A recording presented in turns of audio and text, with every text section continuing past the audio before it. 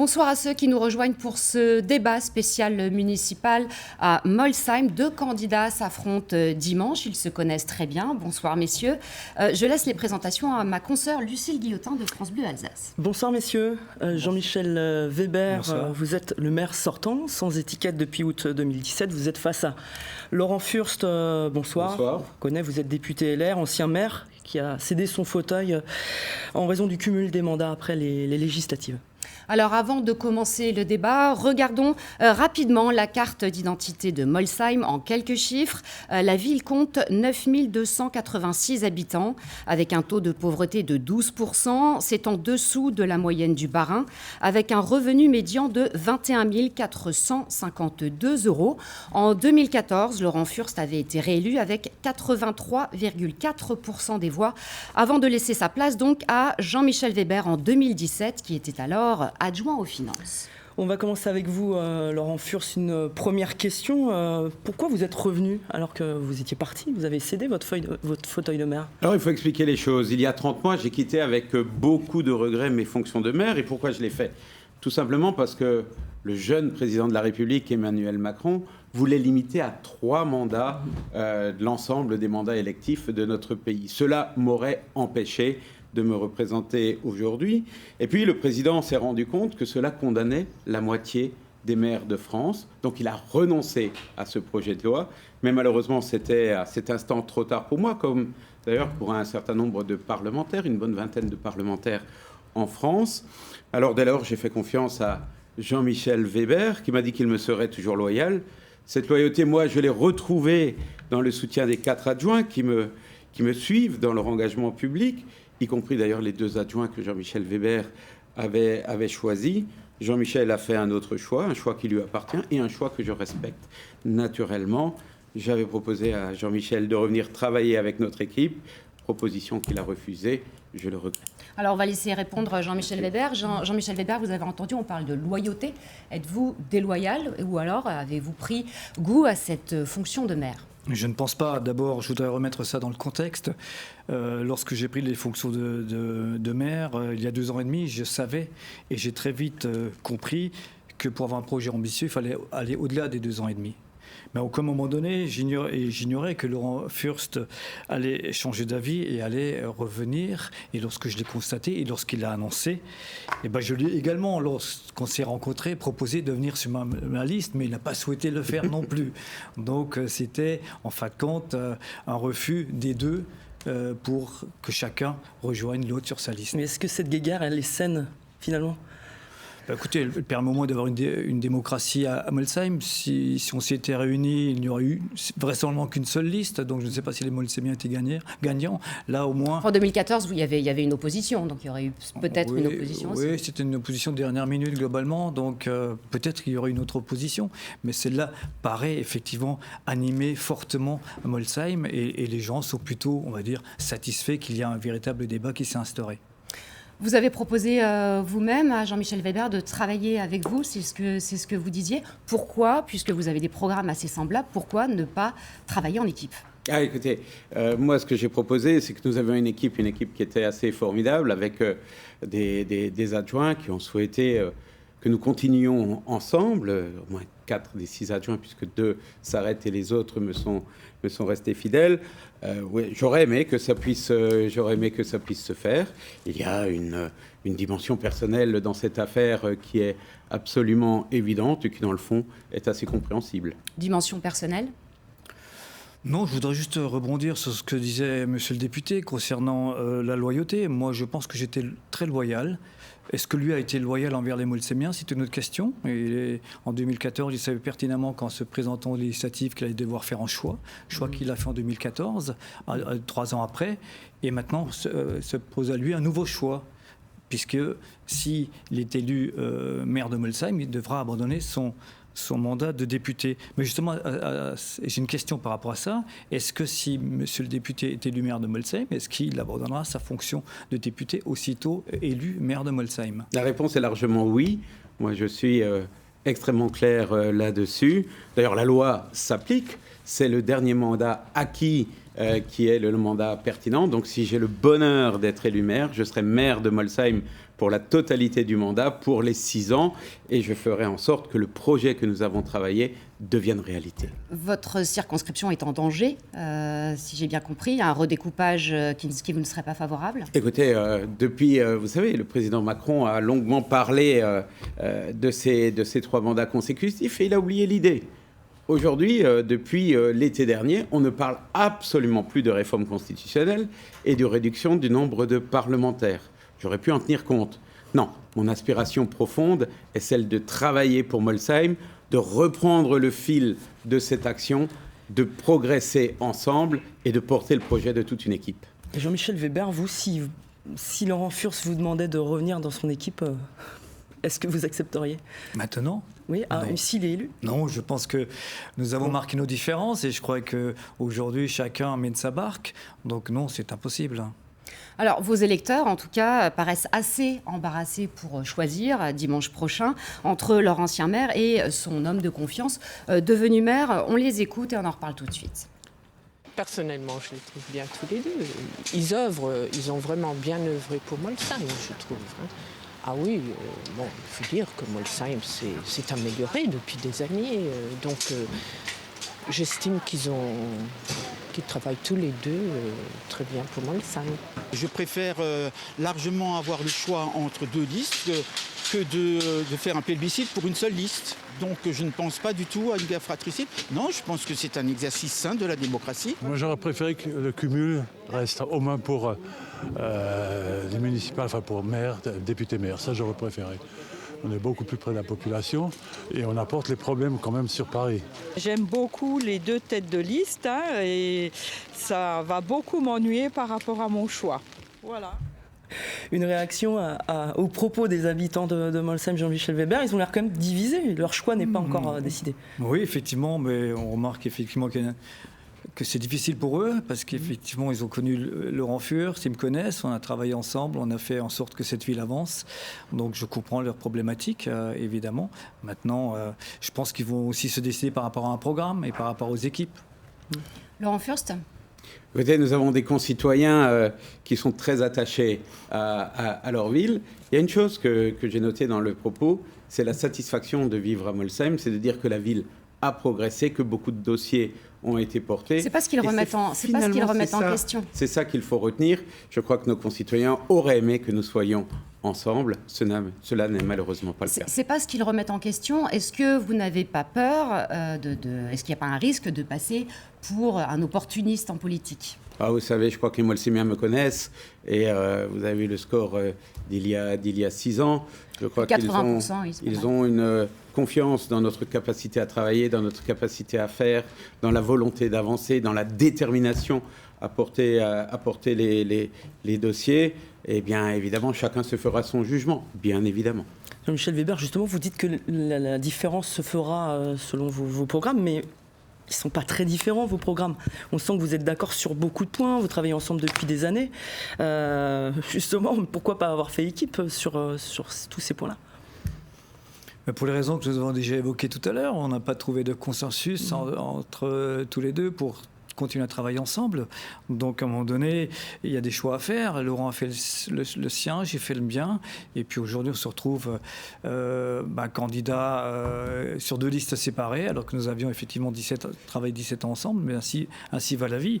On est des personnalités différentes. Je voudrais juste rappeler, moi je viens de la société civile, je suis quelqu'un qui n'est pas issu de la profession politique.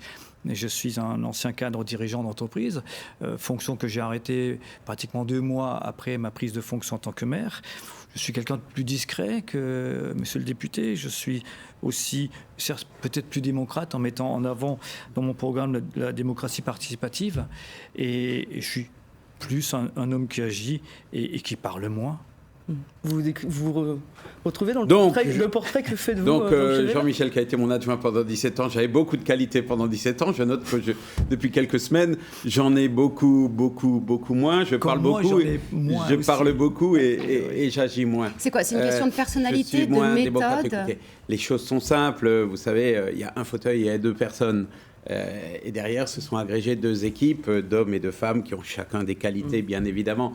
On n'est pas là pour dire du mal des uns des autres. Il y a un mot qui m'a légèrement blessé, c'est de dire que je suis plus démocrate que l'autre. Moi, je veux dire, je me suis présenté à chaque élection, j'ai toujours rendu compte de mon action, de mon travail, j'ai toujours présenté un projet clair et je me suis toujours astreint à porter ce projet. Je suis terriblement sur le terrain, très au contact des concitoyens qui s'adressent à moi très librement. Et je vis un peu mal cet état de fait qu'on me dise que je serais moins démocrate qu'un autre. Je pense que nous sommes tous les deux démocrates. On va rentrer dans le vif du sujet quand même. Je voudrais juste apporter un complément d'information. Lorsqu'on s'était rencontrés pour essayer de discuter d'un avenir commun, monsieur le député, à ce moment-là, me laissait un choix quand même relativement restreint, puisqu'il avait déjà composé son équipe d'adjoints, il avait déjà monté son équipe et m'avait proposé un poste de premier adjoint avec une délégation qui ne me convenait pas. Et quand je lui ai demandé si cette délégation pouvait la changer, il m'a dit non. Donc, si vous voulez, moi, je ne me suis pas retrouvé non plus dans cette nouvelle organisation. Vous voulez dire que vous lui avez tendu la main qu'il a refusé? Il faut être très clair. Lorsque nous nous sommes rencontrés, j'ai parlé très clairement à Jean-Michel, nous nous sommes rencontrés 3 fois. 3 fois, je suis allé à sa rencontre parce que ça me tenait véritablement à cœur. Et la première question qu'il m'a posée était de savoir si mon adversaire aux dernières législatives pouvait être adjoint dans la nouvelle municipalité. Ce qui me semblait quelque peu difficile. Vous voyez, c'était humainement un peu complexe pour moi. Mais si vous permettez, je pense que les concitoyens qui nous regardent ne sont pas très attachés à nos chicayas personnels. C'est le projet pour Molsheim qui compte, c'est l'avenir de la ville, c'est la qualité de vie. D'où leur embarras quand tu vois que vous êtes tous les deux là. Je vous propose, Laurent Fuss, de rentrer dans le vif du sujet. On va parler des différents thèmes de campagne. Il y en a quelques-uns qui se détachent: la dynamisation du centre-ville, la place du vélo et la transition écologique. Et d'abord, nous sommes allés faire un tour à Molsheim. Écoutez ce qu'attendent vos électeurs. On en reparle tout de suite après. Déjà, une chose qu'il manque ici, c'est la fibre optique. Donc, ça serait bien qu'un des candidats se prononce et essaye de faire quelque chose. Pour que les commerces se développent de plus en plus.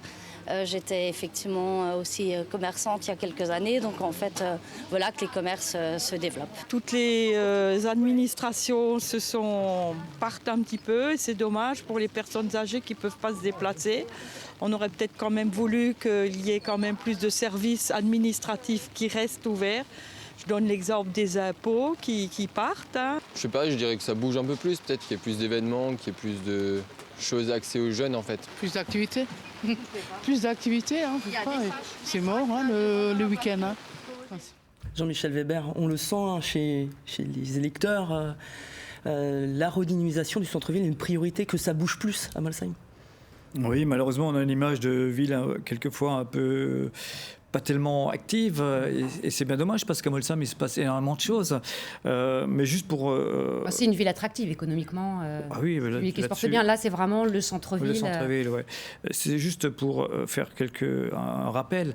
Il y a maintenant 30 mois, j'ai eu le privilège de pouvoir démarrer, suivre et finir les travaux de la dénivellation du PN. On a pu faire différentes routes et certaines pistes cyclables. On a également engagé des travaux près de la gare avec un parking en silo. Tout ça, ça rend donc Molsheim plus attractif. Ensuite, au niveau du centre-ville, on a essayé d'animer la ville également à travers les jeudis en fête. On a organisé une course contre le cancer du sein qui s'appelle la Molsheimienne. On a fait le lancement des illuminations de Noël et des festivités de Noël. Alors tout ça, ça rend la ville plus festive. Donc là, c'est peut-être la vie quotidienne. Les gens attendent plus dans la vie. Bien évidemment. Après, il y a eu sur le centre-ville, on a quand même travaillé. On a diligenté une étude. On a mis en place un comité de pilotage qui a pris des décisions. L'une d'elles, une décision concrète est justement d'embaucher un chef de projet de centralité qui aujourd'hui fait une analyse sereine de tout le commerce. C'est un genre de manager, c'est ça? Oui, c'est un manager de centre-ville, ouais. Donc ça, c'est autant de décisions qui porteront les fruits sur la santé du centre-ville prochainement. Et puis, on travaille également sur l'habitat du centre-ville, des commerces vacants. Et s'il y a une opportunité pour la ville de reprendre des commerces vacants aujourd'hui, afin de pouvoir les acheter et de les proposer en location à des commerçants qui souhaitent s'installer à un prix modéré de loyer, eh ben, on saisira l'opportunité. Ça s'est déjà fait par le passé. Il n'y a pas de raison qu'on continue dans cette optique-là. Laurent Furst, la dynamisation des centres-villes, c'est un problème qui concerne beaucoup de villes moyennes? Bien sûr, c'est un problème qui concerne beaucoup de villes, grandes, petites, moyennes, de toute taille. Et d'ailleurs, je m'interroge sur une question. Le gouvernement, face à cette problématique majeure, a lancé une action Cœur de Ville. 222 villes au niveau national ont été retenues. Il y a un crédit de 5 milliards d'euros qui est prévu pour des actions de redynamisation des cœurs de cité. Saverne en Alsace, Guebwiller ont été retenus. Molsheim ne l'a pas fait. Et à titre personnel, je le regrette quelque peu. Molsheim, c'est une ville qui est très dynamique au niveau économique. On a quasiment autant d'emplois que d'habitants, ce qui est assez exceptionnel. Avec des grosses entreprises. Avec des grosses entreprises. Et ce qui est assez exceptionnel, c'est une ville qui est incroyable au niveau associatif. Nous avons quasiment 130 associations en activité. Nous avons une problématique, c'est le cœur de cité qui s'éteint doucement avec une difficulté. Tous les Français aiment les petits commerces, mais très peu, trop peu les fréquentent aujourd'hui. Il y a eu la génération grande surface, il y a la génération Internet. Les choses deviennent extrêmement difficiles. C'est bien la raison pour laquelle le gouvernement a mobilisé 5 milliards d'euros sur 5 ans, ce qui est considérable. Alors, peut-être on va avancer un petit peu. Il y a aussi la question des déplacements et notamment de la place du vélo. Jean-Michel Weber. Alors oui, tout à fait, le centre-ville doit être réorganisé, réfléchi d'une manière différente. Donc si nous sommes élus, nous allons diligenter un bureau d'études expert en la matière pour créer un plan vélo. Créer un plan vélo en y associant les sachants, c'est-à-dire les associations, et créer un comité vélo afin que ce comité se réunisse avec les élus pour définir un certain tracé, une certaine réflexion autour des pistes cyclables ou du déplacement dans le centre-ville pour les cyclistes, mais aussi pour les piétons et pour les personnes à mobilité réduite, parce que c'est important là aussi. Donc nous allons aussi bien évidemment généraliser la vitesse à 30 km/h dans le centre-ville et dans les écoles et auprès des écoles. Nous allons également faire des zones de rencontre et puis quelques mesures pour inciter les gens à prendre le vélo avec une aide financière pour l'achat d'un vélo électrique et d'un vélo cargo. On va devoir conclure assez rapidement. Sur les programmes, on a compris que vous étiez quand même en accord. On n'a pas parlé de la transition écologique, mais c'est aussi un thème que vous partagez. Je vais vous demander de conclure chacun en 1 minute. Qu'est-ce que vous voudriez dire à vos électeurs, Laurent Furst? Moi, d'abord, ce que je voudrais dire à nos électeurs, c'est que nous sommes riches d'une expérience et que nous aimerions la valoriser dans les années qui viennent. Le socle de notre équipe, c'est le projet qu'elle porte.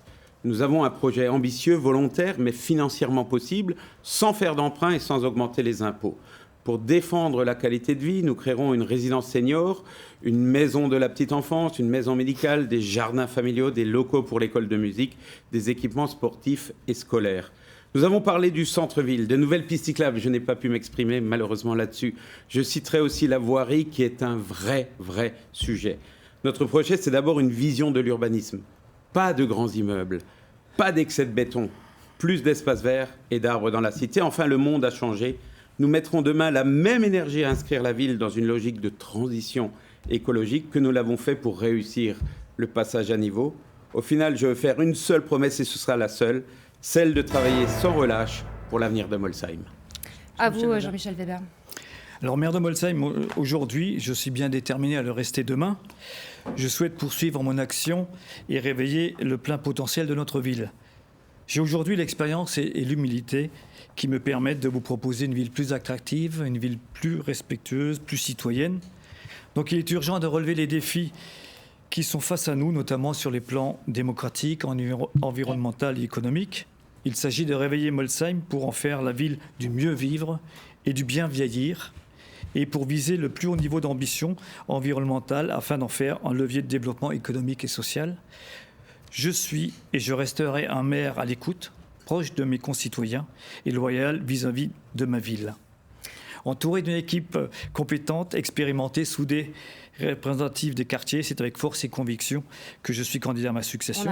On arrive à la minute. Et ensemble, nous écrivons une nouvelle page de notre histoire pour une ville qui le mérite. C'est la fin de ce débat. Merci beaucoup, messieurs. Merci on suivra évidemment avec attention les résultats dimanche prochain. Bonne soirée.